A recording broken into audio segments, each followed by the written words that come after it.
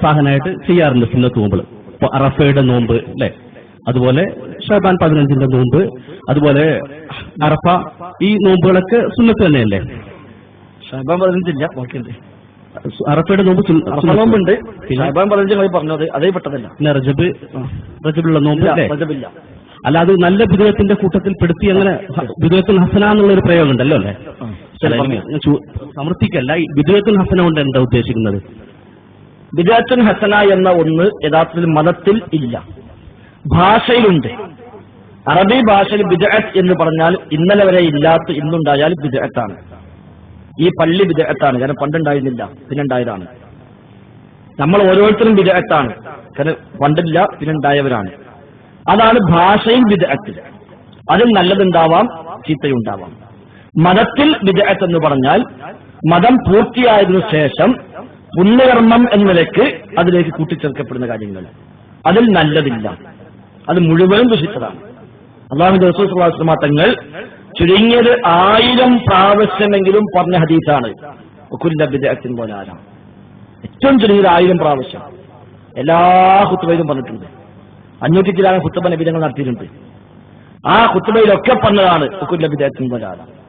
എല്ലാ ഉപദേശങ്ങളിലും പറഞ്ഞതാണ്, എല്ലാ പ്രസംഗത്തിലും ഏറ്റവും ചെറിയൊരു 1000 പ്രാവശ്യമെങ്കിലും നബിതങ്ങൾ പറഞ്ഞ ഹദീസാണ് വകുല്ല ബിദ്അത്തിൻ ദലാല. ഒരിക്കലും പോലും ചില ബിദ്അത്ത് നല്ലതാണെന്ന് പഠിപ്പിച്ചിട്ടില്ല.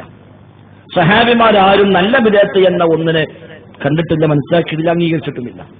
ഭാഷയിലുണ്ടാവും, ഇന്നലെ ഇല്ലാത്ത ഒന്നുണ്ടാകുമ്പോൾ നല്ലൊരു ബിദ്അത്താണ് എന്ന് ഭാഷാപരമായി പറയാം. ഈ പറഞ്ഞൊക്കെ തന്നെ ഒരു വീടുണ്ടാക്കി ബിദ്അത്താണ്. അല്ലാഹു തആല ഭാഷാപരമായി ബിദ്അത്ത് ഉപയോഗിച്ചിട്ടുണ്ട് ആകാശഭൂമികളെ പറ്റി. ബദീഉസ് സമാവാതി വൽ അർദ്, ആകാശഭൂമികളെ ബിദ്അത്തായി ഉണ്ടാക്കിയവൻ എന്ന് അല്ലാഹു പറഞ്ഞത്. എന്താ കാരണം? പണ്ടുള്ള ആകാശം നോക്കി അല്ലാഹു കോപ്പിടിച്ചതല്ല, ഇല്ലാത്ത ഒന്ന് പുതിയതായി ഉണ്ടാക്കിയത്. അപ്പൊ ഇത് ബിദ്അത്ത് എന്നാണ് ഉപയോഗിച്ചത്. ഖുൽ മാ കുൻതു ബിദ്അൻ മിനർ റുസുൽ, നബിയെ താങ്കൾ പറയുക, ഞാൻ മുർസലീങ്ങളിൽ ബിദ്അ അല്ല എന്ന് പറഞ്ഞാൽ കഴിഞ്ഞ കാല മുർസലീങ്ങളൊന്നും പറയാത്ത പുതിയ ആശയം പറയാൻ വേണ്ടി വന്ന ആളല്ല. അവിടെ ഉപയോഗിച്ച വാക്ക് ബിദ്അ എന്നാണ്. അപ്പൊ മതത്തിൽ എന്തില്ല? നല്ല ബിദ്അത്ത് ഇല്ല. പിൽക്കാലത്ത് ചില പണ്ഡിതന്മാരാണ് അങ്ങനെ കൊണ്ടുവന്നത്. കഴിഞ്ഞ 100-300 കൊല്ലങ്ങൾക്ക് ഇപ്പോഴത്തുള്ള ചില പണ്ഡിതന്മാരുടെ ഗ്രന്ഥങ്ങളിൽ നല്ല ബിദ്അത്ത്, ചീത്ത ബിദ്അത്ത് എന്ന ചില വേർതിരിവുകൾ കാണാൻ കഴിയും. അതും ഇന്ന് നമ്മുടെ നാട്ടിൽ കാണുന്ന തരത്തിലല്ല താനും. അതുകൊണ്ട് മതത്തിൽ അങ്ങനെ ഒന്നുമില്ല. ഇനി നന്മകൾ നമുക്ക് എത്രയും വർദ്ധിപ്പിക്കാം. ഒരാൾക്ക് നോമ്പ് എന്ന് വേണമെങ്കിൽ നോക്കാം, എന്ന് വേണമെങ്കിൽ നോമ്പ് നോക്കാം. പ്രത്യേകിച്ച് നോമ്പ് പാടില്ല എന്ന് പറഞ്ഞ ദിവസങ്ങളല്ലാത്ത, കൊല്ലത്തിൽ 5 ദിവസം പാടില്ല, 2 പെരുന്നാള്, അയ്യാമു തശ്രീഖിന് 3 ദിവസം, ഈ 5 ദിവസം അല്ലാത്ത ദിവസങ്ങളിൽ എന്ന് വേണമെങ്കിൽ നോമ്പ് നോക്കാം സ്വതന്ത്രമായിട്ട്. പക്ഷെ ഇന്ന ദിവസം നോമ്പ് നോക്കാൻ സുന്നത്താണ് എന്ന് പറയണമെങ്കിൽ അത് തെളിവ് വേണം. റസൂലുള്ളാഹി സ്വല്ലല്ലാഹു അലൈഹി വസല്ലം വീട്ടിലേക്ക് വന്നപ്പോൾ ഭാര്യ ഉമ്മു ഹബീബ റളിയല്ലാഹു അൻഹ നോമ്പുകാരിയാണ്. ഇമാം ബുഖാരി ധരിച്ചിട്ടുണ്ട്. നബി ഞങ്ങൾ ചോദിച്ചു, എന്താ നോമ്പ് വയ്ക്കാൻ കാരണം? അവർ പറഞ്ഞു, വെള്ളിയാഴ്ച ആണല്ലോ, അതുകൊണ്ട് നോമ്പ് വെച്ചതാണ്. കാരണം വെള്ളിയാഴ്ച നല്ല ദിവസമാണല്ലോ. അപ്പൊ നബി ചോദിച്ചു, നീ ഇന്നലെ നോറ്റിരുന്നുവോ? ഇല്ല. നാളെ നോക്കാൻ ഉദ്ദേശമുണ്ടോ? ഇല്ല.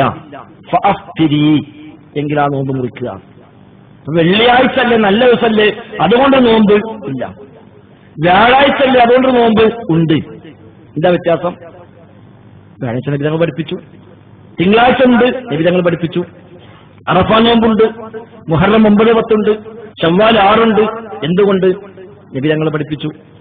മെഹ്റാജ് നോമ്പ് ഇല്ല റജബ് മാസത്തിൽ, എന്തുകൊണ്ട്? നബി ഞങ്ങൾ പഠിപ്പിച്ചില്ല. മെഹ്റാജ് റജബിലാണ് എന്നും പഠിപ്പിച്ചിട്ടില്ല. ഇല്ല, അല്ല, അത് ഒരുപാട് അഭിപ്രായങ്ങൾ, ഒരു അഭിപ്രായം മാത്രമാണ്. മിഹ്റാജ് ഉണ്ടായത്, മിഹ്റാജ് ഉണ്ട്. മെഹ്റാജ് വിശുദ്ധ ഖുർആൻ, ഇസ്രായേൽ വിശുദ്ധ ഖുർആൻ പറഞ്ഞിട്ടുണ്ട്. മെഹ്റാജ് ഹദീസിൽ വിശദമായി പഠിപ്പിക്കപ്പെട്ടിട്ടുമുണ്ട്. അത് ഏത് മാസത്തിലാണ് എന്നോ ഏത് ഡേറ്റിലാണ് എന്നോ ഉള്ള കാര്യത്തിൽ മുസ്ലിം ലോകത്തെ പണ്ഡിതന്മാരിൽ ഏകാഭിപ്രായമില്ല. ഇമാം ബുഖാരി സ്വഹീഹ് ബുഖാരിയിൽ ബാബുൽ മിഅ്റാജ് എന്ന അധ്യായം കുറിച്ചിട്ടുണ്ട്. അതിന്റെ വിശദീകരണത്തിൽ ഫത്ഹുൽ ബാരിയിൽ ഇമാം അസ്ഖാലി റഹിമഹുല്ലാഹ് പറഞ്ഞത്, മിഅ്റാജ് എന്നാണ് എന്ന വിഷയത്തിൽ പണ്ഡിതന്മാർക്ക് 10-ലേറെ അഭിപ്രായമുണ്ട് എന്നാണ്. 10-ലേറെ അഭിപ്രായം. ഏത് മാസമാണ് എന്നും ഏത് ഡേറ്റാണ് എന്നും ഏത് കൊല്ലമാണ് എന്നും അഭിപ്രായ വ്യത്യാസമുണ്ട്. അപ്പൊ എന്തുകൊണ്ട് വ്യത്യാസം ഉണ്ടായി? അടുത്ത കൊല്ലം അതേ ഡേറ്റ് വരുമ്പോൾ നബി നോമ്പ് നോച്ചിരുന്നുവെങ്കിൽ വ്യത്യാസം ഉണ്ടാവുമോ? ഇല്ലല്ലോ. അപ്പൊ നബി ആ ദിവസം പ്രത്യേകം നോട്ട് ചെയ്ത് അന്ന് പ്രത്യേകിച്ച് വിഭാഗത്ത് പഠിപ്പിച്ചിട്ടില്ല. അതുകൊണ്ട് മിറാജ് നോമ്പ് റജബ് 8 നോമ്പ് എന്നത് നോമ്പില്ല. പിന്നെ പിൽക്കാലത്ത് വ്യാജമായ ഹദീസുകൾ നിർമ്മിക്കപ്പെട്ടിട്ടുണ്ട് റജബ് മാസത്തിൽ പ്രത്യേകിച്ചും. റജബ് മാസം ജാഹിലിയ്യ കാലത്ത് മുസ്ലിക്കീങ്ങൾ ബഹുമാനിച്ചിരുന്ന മാസമായിരുന്നു. മക്കയിലെ മുസ്ലിക്കീങ്ങളിൽ മുളർ എന്ന് പറയുന്ന ഗോത്രക്കാർ റജബ് മാസത്തെ പ്രത്യേകമായി ബഹുമാനിച്ചിരുന്നു. റജബ് മാസം വരുമ്പോഴേക്ക് ഒരു പ്രത്യേകമായ ആഘോഷങ്ങളും പ്രത്യേകമായ ആചാരങ്ങളും എല്ലാം കൊണ്ടുവന്ന് നാടെന്നാകെ ഒരുങ്ങി അണിയിച്ചൊരുക്കി റജബ് മാസത്തെ സ്വീകരിക്കുമായിരുന്നു. അത് ഇസ്ലാം നിർത്തലാക്കി. റജബ് പവിത്രമായ മാസമാണ് എന്ന് പഠിപ്പിച്ചു, യുദ്ധം പാടില്ലാത്ത മാസമായി പഠിപ്പിച്ചു. ദുൽഹിജ്ജ, മുഹറം, അതേപോലെ റജബ്, ഈ 4 മാസങ്ങൾ യുദ്ധം ഹറാമായ മാസമായി നബി തങ്ങൾ പഠിപ്പിച്ചു. ജാഹിലിയ്യ കാലത്തും അവർ അങ്ങനെ തന്നെ സ്വീകരിച്ചിരുന്നു. എന്നാൽ ആ റജബ് പിന്നീട് ഉമർ ഖത്താബിന്റെ കാലഘട്ടത്തിൽ ഒരുപാട് രാജ്യങ്ങളിലേക്ക് ഇസ്ലാം വ്യാപിച്ചു. അവിടെ നിന്നൊക്കെ ആളുകൾ ദീനിലേക്ക് കടന്നു വന്നു. അത് പലപ്പോഴും ചില രാജ്യങ്ങൾ ഫത്ഹായി വന്നപ്പോൾ നാട്ടുകാർ മൊത്തം മുസ്ലിങ്ങളായി മാറി. അത് പലരും കൃത്യമായി മതം പഠിക്കാതെ ഇസ്ലാം സ്വീകരിച്ചത് ഉണ്ടായിരുന്നു. അപ്പോൾ മെല്ലെ മെല്ലെ റജബ് മാസം വരുമ്പോൾ വീണ്ടും പഴയ ഓർമ്മയ്ക്ക് പിന്നെ തുടങ്ങി. റജബ് മാസം വരുമ്പോൾ ആ പഴയ ഓർമ്മയ്ക്ക് ചില പ്രത്യേകമായ ബഹുമാനങ്ങളൊക്കെ ഇങ്ങനെ കൽപ്പിക്കാൻ തുടങ്ങി. ഉമർ ഖത്താബ് അള്ളാഹു പ്രത്യേകം അന്ന് സൈന്യത്തെ പറഞ്ഞയച്ചു. റജബിൽ അങ്ങനെ പ്രത്യേകിച്ചൊന്നും ചെയ്യുന്നുണ്ടെങ്കിൽ അവന് ചാട്ടവാർ കൊണ്ട് അടിക്കാൻ വേണ്ടി ഉമർ ഖത്താബ് ഓർഡർ ഇട്ടു എന്നാണ്. കാരണം എതിരിബു സുവാമ, അന്ന് പ്രത്യേകിച്ച് തെരഞ്ഞു പിടിച്ച് നോമ്പ് നോക്കുന്ന മനുഷ്യന്മാരെ ഉമർ ഖത്താബ് അടിക്കുമായിരുന്നു ചാട്ടവാർ കൊണ്ട്. അതിന് പോലീസുകാരെ പ്രത്യേകം ഓർഡർ ഇട്ടു റജബ് മാസം വന്നാല്. അബൂബക്കർ തർത്തൂശി അത് രേഖപ്പെടുത്തിയിട്ടുണ്ട്. അതേപോലെ അവിടെ നിങ്ങൾ പിന്നെ മെല്ലെ മെല്ലെ മെല്ലെ അതിങ്ങനെ കൈമാറി പോന്നിട്ടുണ്ട്. പിന്നെ അതിന് വ്യാജമായ ധാരാളം ഹദീസുകൾ പലരും ഉണ്ടാക്കി. അതിൽപ്പെട്ട ഹദീസാണ് റജബ് 27 നോമ്പ് നോറ്റാൽ 60 മാസത്തെ നോമ്പിന്റെ പ്രതിഫലം അയാൾക്ക് രേഖപ്പെടുത്തപ്പെടും. അത് പിൽക്കാലത്ത് ആരും ഉണ്ടാക്കിവിട്ട ഹദീസാണ്. ദഈഫ് പോലുമല്ല, മൗദൂ ആണ്, നിർമ്മിതമാണ്. ഗസാലിയുടെ ഇഹ്യാ ഉലൂമുദ്ദീനിൽ അത് സ്ഥാനം പിടിച്ചിട്ടുണ്ട് എന്നല്ല, അവിടെ തന്നെ ഉള്ളു, വേറെ എവിടെയില്ല. അവിടെ തന്നെ ഉള്ളു, വേറെ എവിടെയും അതില്ല. അതും പരമ്പരയോ സനതോ ഒന്നും കൊടുക്കാതെ അദ്ദേഹം അവിടെ രേഖപ്പെടുത്തി പോയിട്ടുണ്ട്. ഇഹ്യാ ഉലൂമുദ്ദീനിൽ 200 ചില്ലാനം ഹദീസുകൾ അടിസ്ഥാനമില്ലാത്തത് കയറി കൂടിയിട്ടുണ്ട്. അത് മാത്രം പിൽക്കാലത്ത് കിതാബ് എഴുതലുണ്ട്. സുബിക്ക് റഹിമഹുള്ള കിതാബ് എഴുതി അഹാദീസുൽ ഇഹ്യാ അല്ലത്തി ലാ അസ്ലഹ, ഇഹ്യാ ഉലൂമുദ്ദീനിൽ വന്ന അടിസ്ഥാനമില്ലാത്ത ഹദീസുകൾ എന്ന പേര് കിതാബ് ഉണ്ട്. അങ്ങനെ പണ്ഡിതന്മാർ അത് വിശദീകരിക്കുകയും ചെയ്തിട്ടുണ്ട്. അപ്പൊ അങ്ങനെ കുറെ ഹദീസ് ഉണ്ടാക്കിയിട്ടുണ്ട്. അതിലും മിറാജ് നോമ്പൊന്നുമില്ല. റജബ് 27 നോമ്പ് നോറ്റാന്നേ ഉള്ളൂ. മിറാജിന്റെ പേര് അവിടെയും പറഞ്ഞിട്ടില്ല. അപ്പൊ അങ്ങനത്തെ നോമ്പില്ല. അപ്പൊ സവിശേഷമായി നോമ്പ് ഉണ്ടാകണമെങ്കിൽ അതിന് തെളിവ് ആവശ്യമുണ്ട്. സ്വതന്ത്രമായ ആൾക്ക് എപ്പോഴും നോക്കാം. ഒരു മാസത്തിൽ 3 മണി നോക്കാം. ഇനി ഒരാളിങ്ങനെ വിചാരിച്ചു 2 ദിവസം നോക്കാം, പിന്നെ 1 ദിവസം ഒഴിവാക്കാം, പിന്നെ 2 ദിവസം നോക്കാം. അങ്ങനെ വിചാരിച്ചാൽ അയക്കത് പറ്റും. അല്ലെങ്കിൽ 1 ദിവസം നോറ്റു, അടുത്ത ദിവസം ഒഴിവാക്കി, പിന്നെ 2 ദിവസം കഴിഞ്ഞിട്ട് പിന്നെ നോറ്റു, പിന്നെ 4 ദിവസം കഴിഞ്ഞ് ഒന്നുകൂടെ നോറ്റു. അങ്ങനെ അയാൾക്ക് സ്വതന്ത്രമായി നോക്കാം. ഇതൊക്കെ എപ്പോഴും ഖുർആൻ ഓതാം, എപ്പോഴും ദിക്ർ ചൊല്ലാം, എപ്പോഴും തസ്ബീഹ് ചൊല്ലാം, എപ്പോഴും സ്വലാത്ത് ചൊല്ലാം, എപ്പോഴും അയാൾക്ക് നിസ്കരിക്കാം, എപ്പോ വേണമെങ്കിൽ നോമ്പ് നോക്കാം എന്നത് പൊതുവായി ചെയ്യാവുന്ന ഇബാദത്തുകളാണ്. എന്നാൽ ഇന്ന ദിവസം നോമ്പ് നോക്കാൻ സുന്നത്തുണ്ട് എന്ന് പറയണമെങ്കിൽ തെളിവ് വേണം. ഇന്ന സമയത്ത് ഖുർആൻ ഓതുന്ന പ്രത്യേക സുന്നത്തുണ്ട്, അപ്പൊ മരിച്ചോടത്ത് ഖുർആൻ ഒരു സുന്നത്താണ് എന്ന് പറയണമെങ്കിൽ തെളിവ് വേണം. ഇന്ന സമയത്ത് നിസ്കരിക്കുന്ന പ്രത്യേക സുന്നത്താണ് എന്ന് പറഞ്ഞെങ്കിൽ തെളിവ് വേണം. എന്ന പോലെ നോമ്പിന്റെ വിഷയത്തിൽ. ശരി, അൽഹംദുലില്ലാഹ്. പിന്നെ രണ്ടാമത്തെ ക്വസ്റ്റ്യൻ സംശയമാണ്. നമ്മൾ പാരമ്പര്യമായിട്ട് കേരള മുസ്ലിങ്ങളിൽ നല്ലൊരു ശതമാനം സുന്നികളാണ് അല്ലെ. ഇപ്പോ സലഫി പ്രസ്ഥാനം വന്ന കാലം മുതലേ പറഞ്ഞുകൊണ്ടിരിക്കുന്നു സത്യം, സലഫി പ്രസ്ഥാനത്തിന്റെ ആശയങ്ങളും സന്ദേശങ്ങളും സത്യമാണെന്ന് എനിക്ക് ബോധ്യമുണ്ട്. പക്ഷെ എന്തുകൊണ്ട് കേരളീയ മുസ്ലിം സമൂഹത്തിൽ നല്ലൊരു ശതമാനം ആളുകൾ ഇത് അംഗീകരിക്കുന്നില്ല? അതുകൊണ്ട് നമ്മുടെ കാരണവന്മാരൊക്കെ ഇത് മനസ്സിലാക്കാത്തതുകൊണ്ടോ അല്ലെങ്കിൽ ഇങ്ങനെ മനസ്സിലാക്കിയ മതി എന്നുള്ളത് കൊണ്ടാണോ? ഉസ്താദ് പറഞ്ഞ നല്ലൊരു ശതമാനം കാര്യങ്ങളും സത്യമാണ്. പക്ഷേ പഴയകാല സംസ്ഥയുടെ നേതാക്കന്മാരും ആധികാരിക പണ്ഡിതന്മാരൊന്നും ഇത് സത്യമാണെന്ന് അറിഞ്ഞിട്ട് പോലും അവർ എന്തുകൊണ്ട് ഇത് അംഗീകരിച്ചില്ല? അല്ല, ഞാൻ അതിന്റെ തന്നെ സംശയമാണ്. കാരണം വളരെ വളരെ പ്രാധാനികളെ ഉസ്താദ് വാപ്പാന്റെ വാപ്പക്കാര സുന്നികളാണ് അല്ലെ. അവരെന്തുകൊണ്ട് അത് അംഗീകരിച്ചില്ല അന്ന്? അത് എന്താണ് അതിന്റെ പിന്നിലുള്ള തത്വം? നമ്മുടെ നാട്ടിൽ ഇതിന്റെ ഒരു പശ്ചാത്തലം മനസ്സിലാക്കേണ്ടതുണ്ട്. ഇപ്പൊ മാലിക് ദീനാന്റെ കാലഘട്ടത്തിൽ ഇസ്ലാം എത്തി എന്നാണ് പറയപ്പെടുന്നത്. അല്ലാഹു അഅലം. വ്യത്യാസമുണ്ട് ആ വർഷത്തെക്കുറിച്ച്. പിന്നെ ഇത് 5-ാം വർഷമാണ് എന്നും അല്ല 50 എന്നും 200 എന്ന് നമുക്ക് അഭിപ്രായമുണ്ട്. ഫത്തുൽ മുഈൻ മഖ്ദൂമൊക്കെ പറയും 200 എന്തോ ആയിക്കോട്ടെ, അല്ലാഹു അഅലം. എന്താണെങ്കിലും അന്ന് അത് വന്നു. പിന്നീട് അതിന്റെ ഒരു തുടർച്ച കേരളത്തിൽ അധികമൊന്നും ഉണ്ടായിട്ടില്ല. കേരള മുസ്ലിം ചരിത്രം നമ്മൾ വായിക്കുകയാണെങ്കിൽ ഏകദേശം എല്ലാ പ്രസ്ഥാനങ്ങളും കേരള മുസ്ലിം ചരിത്രം പുസ്തകങ്ങൾ എത്തിയിട്ടുണ്ട്. അത് പരിശോധിച്ചാൽ മാലിക് ദീനാന്റെ കാലഘട്ടത്തിൽ വന്നതിനു ശേഷം പിന്നെ കേരള മുസ്ലിം ചരിത്രം നമുക്ക് പിന്നെ കിട്ടുന്ന തുടർച്ച എവിടെയാണ്? ലൈജി മഖ്ദൂമിലാണ്. 1000 കൊല്ലം ഗ്യാപ്പുണ്ട്. ഈ 1000 കൊല്ലം കേരളത്തിൽ എന്ത് സംഭവിച്ചു? യഥാർത്ഥത്തിൽ മാലിക് ദിനാർ വന്ന കാലത്ത് അവിടെ വളരെ സ്വീകാര്യമായി അവർക്ക് സ്വീകരിച്ചിട്ടുണ്ട്. ആ നിലക്ക് തുടർന്ന് പോരുകയാണെങ്കിൽ ഒരു പക്ഷെ ലോകത്ത് ഇസ്ലാമിക രാജ്യങ്ങളെപ്പോലെ തന്നെ മാതൃകയായി മാറാവുന്ന വലിയ വലിയ യൂണിവേഴ്സിറ്റികളും വലിയ വലിയ സ്ഥാപനങ്ങളും ഉണ്ടാവാൻ എല്ലാ സാഹചര്യമുള്ള ഒരു നാടാണ് കേരളം അന്ന്. പക്ഷെ അവര് വന്ന് 10 പള്ളി ഉണ്ടാക്കി. കൊടുങ്ങല്ലൂരും അതേപോലെ കാസർഗോഡും മാടായിയും അടക്കമുള്ള 10 പള്ളി അവരുണ്ടാക്കി. ആ 10 പള്ളി കഴിഞ്ഞാൽ പിന്നെ കേരളത്തിൽ പഴക്കമുള്ള പള്ളി കാണുന്നത് എവിടെയാ? പൊന്നാനി പള്ളി. ആ നിലക്ക് ചില പള്ളി കാണും. അതെത്ര 400 കൊല്ലം. അതിനുള്ള 1000 കൊല്ലം യഥാർത്ഥത്തിൽ ഒരു ബ്ലാങ്കാണ്. കാര്യമായ പ്രവർത്തനങ്ങളോ ഒരു തുടർച്ചയോ ഉണ്ടായിട്ടില്ല. അന്നും മനുഷ്യന്മാരും കുറവാണ്, വളരെ കുറച്ച് ആളുകൾ ഉണ്ടാവുള്ളൂ. പിന്നെ 400 കൊല്ലം അപ്പുറത്ത് 400 കൊല്ലം മുമ്പ് കേരളത്തിൽ പിന്നൊരു നവോത്ഥാനം ഉണ്ടാവുകയാണ്. അതിന് കാരണക്കാരനായത് സൈനുദ്ദീൻ മഖ്ദൂമാണ്. അതേ യമനിൽ നിന്ന് വന്നതാണ്. യമനിൽ നിന്ന് മക്കയിൽ വന്നു.